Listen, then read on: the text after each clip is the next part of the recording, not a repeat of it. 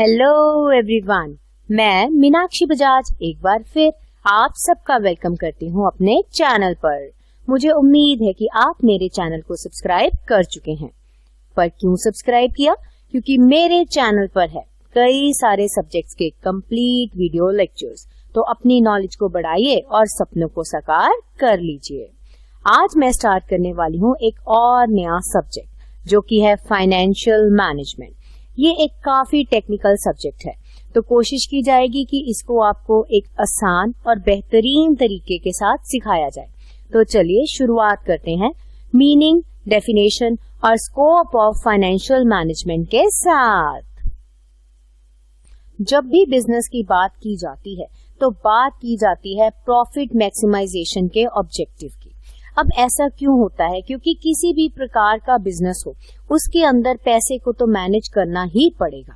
तो फाइनेंस का मतलब ही ये है कि फाइनेंस है art and science of managing money. इसके अंदर पैसे को एक बहुत ही बेहतरीन तरीके के साथ मैनेज किया जाता है। तो जब मैनेज करने की बात आएगी तो काम आ जाएगा फाइनेंशियल मैनेजर का। अब क्या करेगा फाइनेंशियल मैनेजर?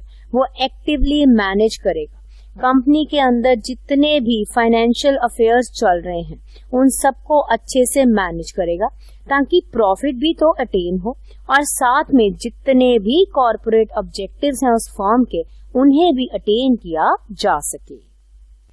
कहने का मतलब ये आ जाता है कि जब भी हम फाइनेंशियल मैनेजमेंट को जानेंगे और इसके बारे में आज हम पढ़ना शुरू करेंगे तो ये बात क्लियर हो जाएगी कि फाइनेंशियल मैनेजमेंट के अंदर बात की गई है सारी की सारी ड्यूटीज की। ड्यूटीज हैं फाइनेंस के मैनेजर की।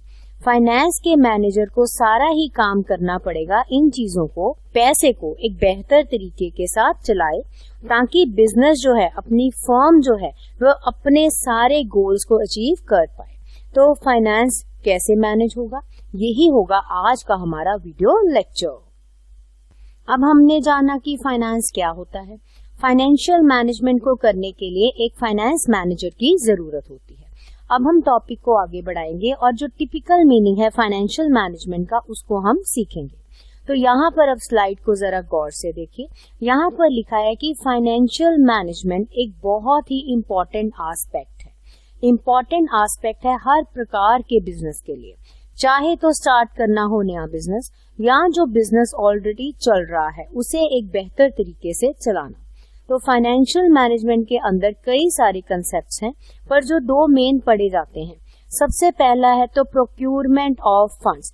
पैसा आएगा कहाँ से, किस प्रकार से पैसे को इकट्ठा किया जाएगा, और एक बार जब पैसा इकट्ठा हो जाएगा तब उसको इफेक्टिव का मतलब होता है एक प्रभावशाली तरीके के साथ, और उसकी इफेक्टिव यूटिलाइजेशन की जाएगी। इफेक्टिव मतलब एक कुशल ढंग के साथ, कभी भी पैसे की बर्बादी नहीं होगी। अगर इन दोनों कामों को अच्छे ढंग से किया गया तभी बिजनेस जो है वह सक्सेसफुल हो पाएगा। इसके अलावा अगर हम ऑपरेशनल टर्म्स में बात करें तो फाइनेंशियल मैनेजमेंट में फ्लो ऑफ फंड्स को एक अच्छे तरीके के साथ कंट्रोल किया जाएगा। फ्लो ऑफ फंड्स का मतलब जब पैसा कंपनी के अंदर आ रहा है और जब खर्चे के तौर पे वो कंपनी से बाहर जा रहा है।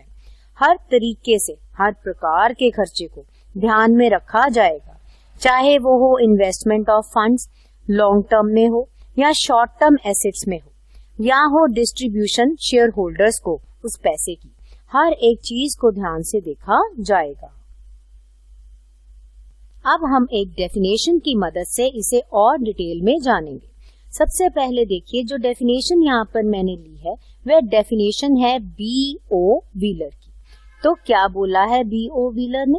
उन्होंने बोला कि फाइनेंशियल मैनेजमेंट जो है इसके अंदर इंक्लूड की जाती हैं बिजनेस एक्टिविटीज, वह सारी की सारी एक्टिविटीज जिनका कंसर्न होगा इन कामों के साथ। पहला काम तो है एक्विजिशन, यानी पैसे को लेकर आना, एक्वायर करना पैसे को, और जब एक बार वो पैसा बिजनेस के अंदर आ गया तो उसकी कंजर्वेशन करना, उसे संभाल कर रखना, उसको इस प्रकार से यूज करना उस पैसे को ताकि वह जो पैसा है वह हर एक फाइनेंशियल नीड को और कंपनी के जो ओवरऑल ऑब्जेक्टिव्स हैं उस सारे को मीट मतलब उसे मैच कर पाए और जो बिजनेस एंटरप्राइज है वह तरक्की की राह पर चल पाए। अब हमने मीनिंग में यही तो समझा था कि इसके अंदर हम पहले पैसे को एक्वायर करते हैं, फिर बेहतर तरीके के साथ उसको यूज करते हैं। इसके पीछे पर्पस क्या है? पर्पस है हर प्रकार की जरूरत जो भी बिजनेस में अराइज हो रही है, हर प्रकार की जरूरत को पूरा कर लेना। जैसे ही हम इस डेफिनेशन को पढ़ते हैं तो एक बात बहुत निखर कर सामने आती है कि फाइनेंशियल मैनेजमेंट के अंदर जो फाइनेंस मैनेजर है उसका बहुत ही बड़ा रोल है। अब क्या रोल है फाइनेंस मैनेजर का? उसका रोल है कि वो मोबिलाइज करे फंड्स, कंपनी के अंदर पैसा लेकर आए और इस ढंग से लेकर आए कि सारे सोर्सेज के बीच में बैलेंस क्रिएट कर पाए। वह बैलेंस करे हर प्रकार के रिस्क का, कोई भी रिस्क जो आने वाले समय में हो सकता है। अब रिस्क का ध्यान देते हमें बैलेंस करते समय उसने ये देखना है कि फंड्स कहाँ कहाँ से आ सकते हैं। जैसे कंपनी के कुछ पैसा तो अपना होगा, उसके कुछ सोर्सेज होंगे जो उसने पहले से कमा के रखे होंगे। इसके अलावा वह उधार यानी कि डेट भी लेकर आ सकता है। अब डेट के तो कई सारी टाइप्स हैं, ये आने वाले वीडियो लेक्चर्स में हम ये जानेंगे। अब समय बदलता जा रहा है, लिबरलाइजेशन का टाइम है, तो पैसा जो है वह फॉरेन मार्केट से भी लाया जा सकता है। तो कौन सा सोर्स कब यूज करना है, ये सारे का सारा काम फाइनेंस मैनेजर को देखना होगा। चलिए अब हम एक केस स्टडी की मदद से जानते हैं कि फाइनेंशियल मैनेजमेंट किस प्रकार से की जाती है फाइनेंस मैनेजर के द्वारा। तो इसको समझने के लिए मैंने एक केस स्टडी आपके लिए फ्रेम की है, तो चलिए इस केस स्टडी को जानते हैं। तो यहाँ पर केस स्टडी मैंने ली है एक कंपनी की जो कि टूथपेस्ट बनाती है। तो कंपनी के जो सीईओ हैं उन्होंने ये डिसाइड किया कि हम एक नया प्रोडक्ट इंट्रोड्यूस करना चाहते हैं। नया प्रोडक्ट क्या है? टूथब्रश। तो उन्होंने सारी टीम को बुलाया और बोला कि चलो मीटिंग करें, इसे डिस्कस करें। तो इस कंपनी के अंदर मिस्टर रोहित जो हैं वो फाइनेंस मैनेजर की पोस्ट को संभालते हैं। तो सीईओ ने आते ही मीटिंग सबसे पहले बात करी मिस्टर रोहित के साथ।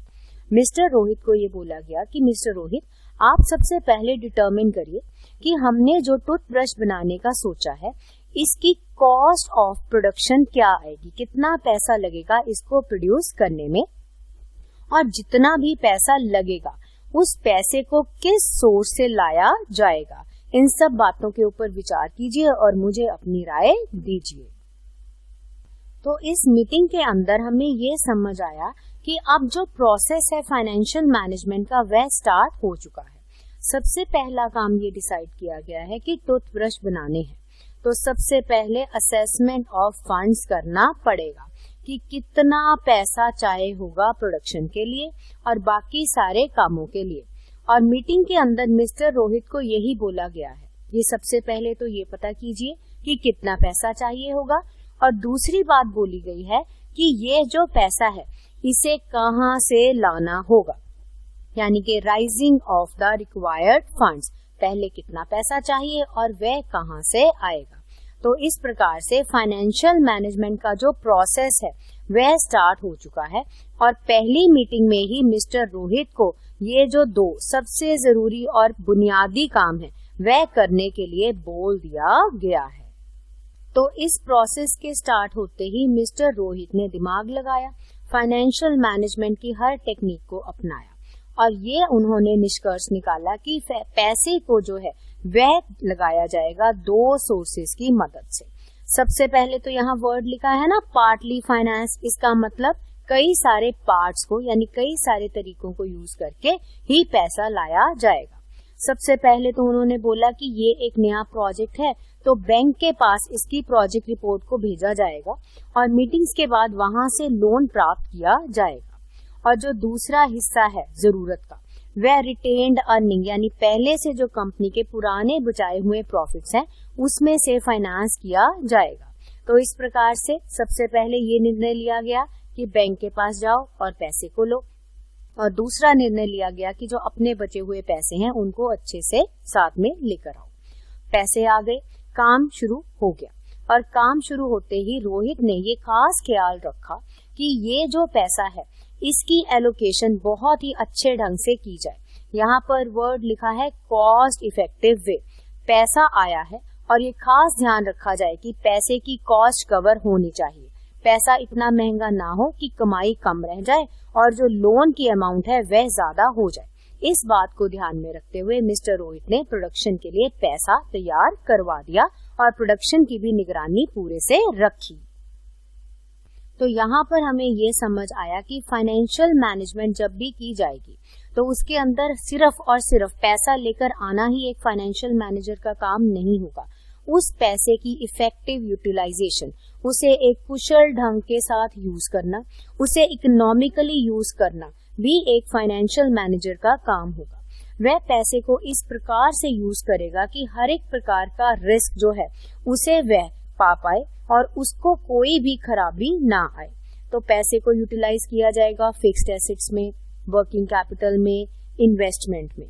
तो पैसा लाना, अच्छे से यूज करना और उसमें से कमाई लेकर आना, ये काम होते हैं फाइनेंशियल मैनेजर के।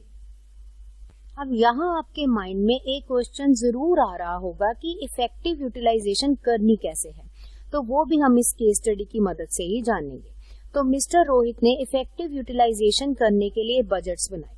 हर प्रकार का बजट उन्होंने बनाया, चाहे वो कैश बजट हो, प्रोडक्शन बजट हो, सैलरी बजट हो, किसी भी प्रकार का जो फंक्शन है उसके लिए बजट्स बनाए गए। और जैसे जैसे काम स्टार्ट हुआ, हर एक बजट का ध्यान रखते हुए उसे एनालाइज किया गया और ये देखा गया कि स्पेंडिंग उतनी ही हो जितना हमने टारगेट बनाया है और पैसा उतना जनरेट भी हो जितना कि हमारा प्रॉफिट बजट कहता है। तो इसी तरह से एस्टिमेट को ध्यान में रखते हुए पूरे प्रोजेक्ट को एक बेहतरीन तरीके के साथ चलाया जाता है। इसे ही बोला जाता है इन अ कॉस्ट इफेक्टिव वे।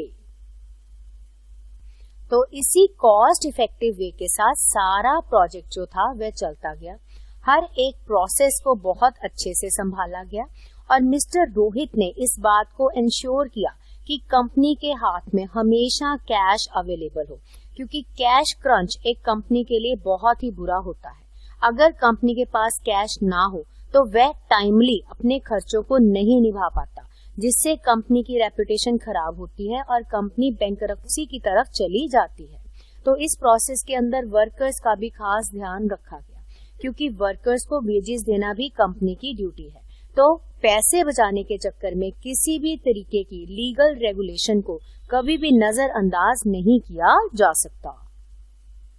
तो इस प्रकार से प्रोसेस आगे चलता गया और कंपनी अपने टारगेट्स को अचीव करने में काफी ज्यादा सक्षम रही। जितना टारगेट था सेल का उतना ही सेल हो गया और टूथब्रश जो थे वे मार्केट में काफी ज्यादा सक्सेसफुल हो गए। इसका नतीजा क्या होगा कि कंपनी ने ढेर सारे प्रॉफिट्स जो थे वह कमा लिए। तो एक बार जब कंपनी जो है वह प्रॉफिट कमा लेती है तो ये बिल्कुल मत सोचिएगा कि फाइनेंशियल मैनेजमेंट का काम पूरा हुआ। अरे बिल्कुल भी नहीं। इसके बाद और बहुत सारे निर्णय लेने बाकी हैं, जैसे कि ये जो पैसा हमने कमाया है, जिसे कि सरप्लस भी बोला जाता है, उसे किस प्रकार से डिस्ट्रीब्यूट करना है। चलिए देखते हैं हमारी केस स्टडी में इसके ऊपर क्या निर्णय लिए गए। तो इसके अंदर कई सारी बातें हमें सीखनी पड़ेंगी। सबसे पहले तो सीईओ ने दोबारा से मीटिंग बुलाई और इसके अंदर सबसे पहला प्रश्न था ही ये कि अब जो कंपनी के अंदर प्रॉफिट आ गए हैं उनका क्या करना है।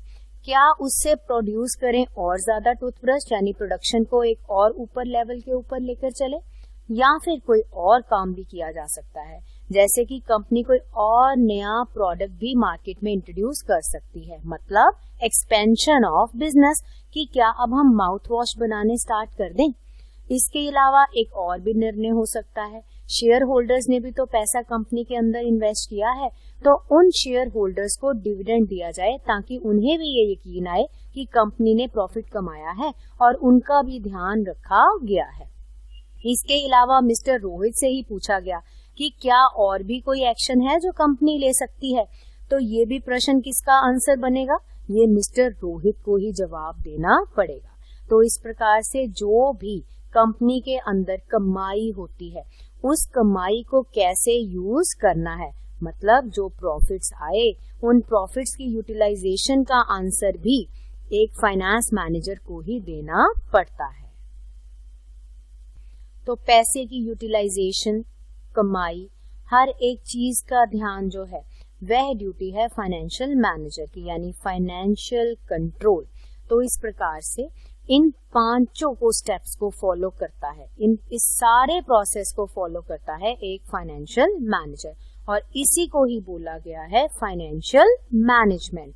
तो मुझे उम्मीद है कि आपको फाइनेंशियल मैनेजमेंट का मीनिंग, डेफिनेशन और प्रोसेस बहुत अच्छे से इस केस स्टडी की मदद से समझ आ गया होगा। हम मिलने वाले हैं बहुत जल्द और उसमें हम जानेंगे कि फाइनेंशियल मैनेजमेंट का स्कोप क्या होता है। तो आप जुड़े रहिए मेरे चैनल के साथ। तो मिलते हैं बहुत जल्द और जानते हैं कि क्या होता है स्कोप ऑफ फाइनेंशियल मैनेजमेंट।